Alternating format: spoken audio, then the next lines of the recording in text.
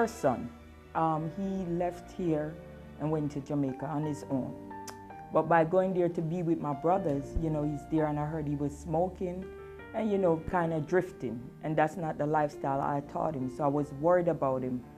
And, he was down there, so I was worried. So I would start praying for him, talking to him. I heard he started smoking marijuana. So, and he started like hanging out at party, keeping a lot of friends in my house and, talk back a little that don't sound like him.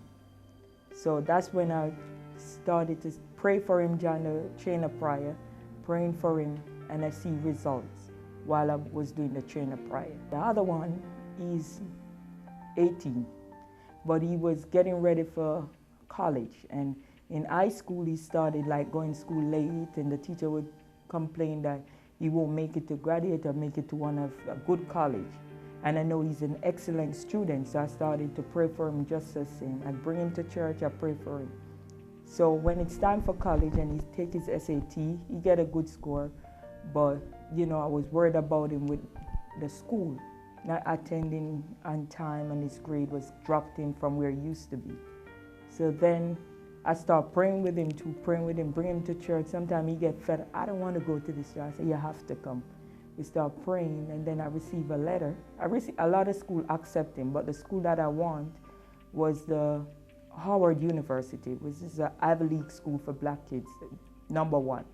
So I wanted that school. My husband said, oh, with that grade now, because he's dropping in high school, he's not going to get in there. Go talk to the counselor. They say, give up. Just choose the other school that he goes. I say, I'm using my faith. And I keep praying, and that's when I do the campaign of Israel. Well, what I did was mostly for my two sons. One, to get into the school out of my choice and his choice, which is Howard University. And for my oldest son to stop smoke, get his life together, get a job. It wasn't easy at all to give up what I have to give up to make the sacrifice. But I know that I have to do it, and I made the challenge. And before I give it, I pray about it. I said, God, I'm going to do this. I'm giving it my all. I'm going to give it my best shot, and I hope to get results. So it wasn't an easy sacrifice. And I did it, and I get results. Trust in God, He listens to your prayers. Oh, never doubt, but trust. My son got into the high school, Howard University, and it was the 1 week before school started, and he get in. My son received the letter home, and he called me on the job.